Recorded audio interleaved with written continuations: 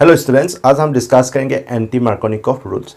अब anti Markovnikov rule का organic reactions में अप्लाई होता है। कब कब ऑर्गेनिक रिएक्शंस में अप्लाई होगा? जब देखो अनसिमेट्रिकल एल्कीन के साथ जब हाइड्रोजन ब्रोमाइड HBr रिएक्शंस करेंगे इन प्रेजेंस ऑफ पेरोक्साइड्स, तब ये एंटी मार्कोनिकॉफ रूल अप्लाई होगा। इस ऑर्गेनिक रिएक्शंस में क्या होगा? एंटी मार्कोनिकॉफ रूल अप्लाई होगा। लेकिन ये HBr के साथ ही ओनली रिएक्शंस होगा, बट HCl और हाइड्रोजन फ्लोराइड और हाइड्रोजन आयोडाइड के साथ रिएक्शन करेंगे तो ये अप्लाई नहीं होगा, एंटी मार्कोनिकॉफ रूल्स फॉलो नहीं होगा। अब ये इन प्रेजेंस ऑफ ये पेरोक्साइड्स ये रिएक्शंस होता है, तो ये पेरोक्साइड्स होगा तो क्या हो सकता है? बेंजोइल पेरोक्साइड्स, ये एग्जाम्पल्स हो सकते हैं। इसके प्रेजेंस में ये रिएक्शंस होगा और तब एंटी मार्कोनिकॉफ रूल अप्लाई होगा। अब इसमें प्रोडक्ट क्या फॉर्म होगा? हेलो एल्केन यानी अल्काइल हैलाइड ही as a alkyl bromide as a product formation होगा। अब इस रिएक्शंस को हम पेरोक्साइड इफेक्ट भी बोल सकते हैं और खोरास इफेक्ट भी बोल सकते हैं। इसको एज ए पेरोक्साइड इफेक्ट और खोरास इफेक्ट भी बोल सकते हैं। अब इस एग्जांपल्स में देखो, ये एक अनसिमेट्रिकल एल्कीन्स है, प्रोपीन्स, ये एल्कीन्स, इसके साथ हाइड्रोजन ब्रोमाइड रिएक्शंस क्या है? इन प्रेजेंस ऑफ बेंजोइल पेरोक्साइड्स के प्रेजेंस में हीट करने से क्या फॉर्म हो रहा है? 1 ब्रोमो प्रोपेन, यानी 1 ब्रोमो प्रोपेन्स की फॉर्म हो रहा है। तो मतलब ये मार्कोनिकॉफ रूल्स में क्या होता है? हाइड्रोजन हैलाइड के साथ रिएक्शंस करेंगे तो 2 bromopropane as a major product form होता है। सो मार्कोनिकॉफ रूल्स में अब ये एंटी मार्कोनिकॉफ में 1 bromopropane as a stable product formation हो रहा है। तो स्टेबल प्रोडक्ट फॉर्मेशन होने से क्या होगा? ये मार्कोनिकॉफ रूल से ऑपोजिट है, इसलिए इसको हम एंटी मार्कोनिकॉफ रूल बोलते हैं।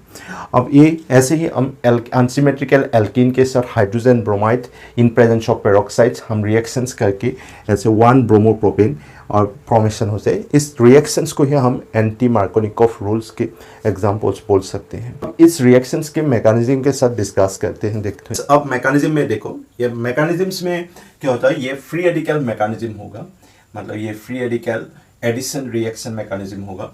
अब ये फ्री रेडिकल्स मैकेनिज्म्स में क्या होता है? 3 स्टेप होते हैं, इनिशिएशंस, प्रोपागेशंस एंड टर्मिनेशंस। अब इन 3 स्टेप से क्या होता है? रिएक्शंस कंप्लीट होते हैं। अब इनिशिएशंस में क्या होगा? जो हमने रिएजेंट यूज किया था पेरोक्साइड्स, पेरोक्साइड्स का क्या होगा? होमोलाइटिक फ्यूजन्स होगा, और होमोलाइटिक फ्यूजन्स होकर क्या जनरेट होते हैं? फ्री रेडिकल्स जनरेट होते हैं।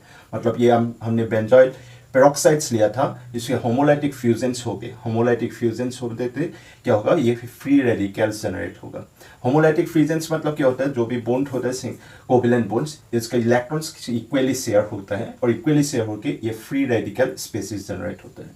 अब ये फ्री रेडिकल जनरेट होगा तो इस रिएक्शंस में ये स्टेबलाइज होने के लिए ये ट्राई करेगा। स्टेबलाइज होने के लिए क्या होगा? अब स्टेबलाइज होने के लिए ये देखो, ये जो फिनाइल ग्रुप है, फिनाइल ग्रुप्स के इलेक्ट्रॉन्स ने फ्री रेडिकल्स एक इलेक्ट्रॉन्स क्या किया? शेयर किया, और ये कार्बन डाइऑक्साइड फॉर्मेशन हो गया। अब इस इलेक्ट्रॉन से ये कार्बन डाइऑक्साइड जनरेट हुआ, ये एक फिनाइल फ्री रेडिकल जनरेट हुआ। अब इस फिनाइल फ्री रेडिकल्स क्या होगा? इसमें हमने HBr रिएक्शन यूज किया है, HBr यूज किया है, हाइड्रोजन ब्रोमाइड यूज किया है। सो हाइड्रोजन ब्रोमाइड्स के हाइड्रोजन के साथ क्या होगा? कंबाइंड होकर ये बेंजीन फॉर्मेशन होगा और ब्रोमीन फ्री रेडिकल जनरेट होगा। अब ये इनिशिएशंस मतलब ये अब ये फ्री रेडिकल्स रिएजेंट्स जनरेट किया। अब इस फ्री रेडिकल के साथ क्या होगा? प्रोपागेशंस, मतलब ये रिएक्शंस करने के लिए स्टार्ट करेंगे। रिएक्शंस करने के लिए जो अनसिमेट्रिकल एल्कीन होगा, मतलब ये प्रोपीन्स हमने एग्जांपल्स में लिया था, ये प्रोपीन ब्रोमीन फ्री रेडिकल्स क्या होगा? ये इस डबल बॉन्ड्स के साथ इंटरेक्ट करेगा। डबल बॉन्ड के साथ इंटरेक्ट करने से क्या होगा? इस डबल बॉन्ड के इंटरेक्ट करने से क्या होगा? ये ब्रोमीन फ्री रेडिकल्स के 2 पॉसिबल्स वे हो सकते हैं। ये ब्रोमीन फ्री रेडिकल्स इस CH2 ग्रुप के साथ भी इंटरेक्ट कर सकता है और इस CH ग्रुप के साथ भी इंटरेक्ट कर सकता है। मतलब डबली बॉन्डेड 2 कार्बन्स है, डबली बॉन्डेड कार्बन्स, इन दोनों से को साथ इंटरेक्ट कर सकते हैं। लेकिन इसमें हमने ओनली इस CH2 ग्रुप के साथ इंटरेक्शंस दिखाया है ब्रोमीन के, क्योंकि ये ब्रोमीन जब इस CH2 ग्रुप के साथ इंटरेक्ट करके ये प्रोडक्ट फॉर्मेशन होगा, ये 2 डिग्री फ्री रेडिकल फॉर्मेशन होगा, ये मोर स्टेबल है। और जब ये ब्रोमीन इस कार्बन के साथ किया तो इस कार्बन डबल बॉन्डेड कार्बन के साथ किया है तो तब ये क्या होगा? 1 डिग्री फ्री रेडिकल्स जनरेट होगा, क्योंकि ये तब ये CH2 ग्रुप में क्या होगा? फ्री रेडिकल जनरेट होगा, तब 1 डिग्री फ्री रेडिकल जनरेट होगा। और 2 degree free radicals 1 degree free radicals से क्या होता है? ये स्टेबल होता है, मोर स्टेबल होता है। इसलिए इस रिएक्शंस में ये मोर स्टेबल फ्री रेडिकल्स को दिखाया है। अब ये स्टेबल फ्री रेडिकल फॉर्मेशन हो गए, ये स्टेबल फ्री रेडिकल फिर क्या होगा, हाइड्रोजन ब्रोमाइड के साथ इंटरेक्ट करेगा, तो हाइड्रोजन ब्रोमाइड के साथ, क्योंकि ये फ्री रेडिकल स्टेबलाइज होने के लिए ट्राई करेगा, स्टेबलाइज होने के लिए ट्राई करेगा, तो क्या होगा, अब इस हाइड्रोजन के साथ ये फ्री रेडिकल्स कार्बन के जो फ्री रेडिकल इलेक्ट्रॉन्स है क्या इंटरेक्ट करके क्या हो गया, 1 ब्रोमो प्रोपेन फॉर्मेशन हो गया और ये ब्रोमीन फ्री रेडिकल्स जनरेट हो गया।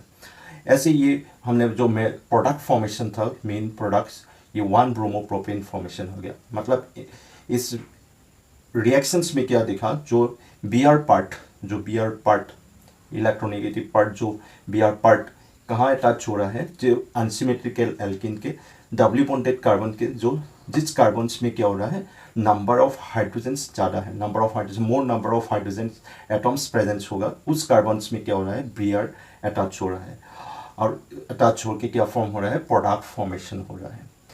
अब ये इसलिए ये क्या हो रहा है, मार्कोनिकॉफ रूल से ऑपोजिट हो रहा है। मार्कोनिकॉफ रूल्स में क्या होता है, ये Br पार्ट कहाँ अटैच होता है, जिसमें नंबर ऑफ हाइड्रोजन्स लेस होता है, लेकिन इस रिएक्शंस में क्या हो रहा है, Br पार्ट कहाँ अटैच हो रहा है, जिसमें नंबर ऑफ हाइड्रोजन एटम्स कहाँ है, ज़्यादा है, उस डबली बॉन्डेड कार्बन के साथ अटैच होकर प्रोडक्ट फॉर्मेशन हो रहा है 1 ब्रोमो प्रोपेन्स।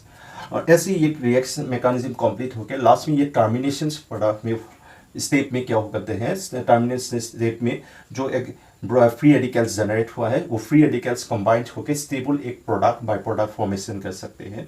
जैसे ये ब्रोमीन फ्री रेडिकल्स और ये 2 डिग्री फ्री रेडिकल्स कंबाइंड होकर ये प्रोडक्ट फॉर्मेशन हो सकता है। ऐसे जो 2 डिग्री फ्री रेडिकल्स जनरेट हुआ है, वो दोनों 2 मोल्स ऑफ कंबाइंड होकर ये प्रोडक्ट फॉर्मेशन हो सकते हैं।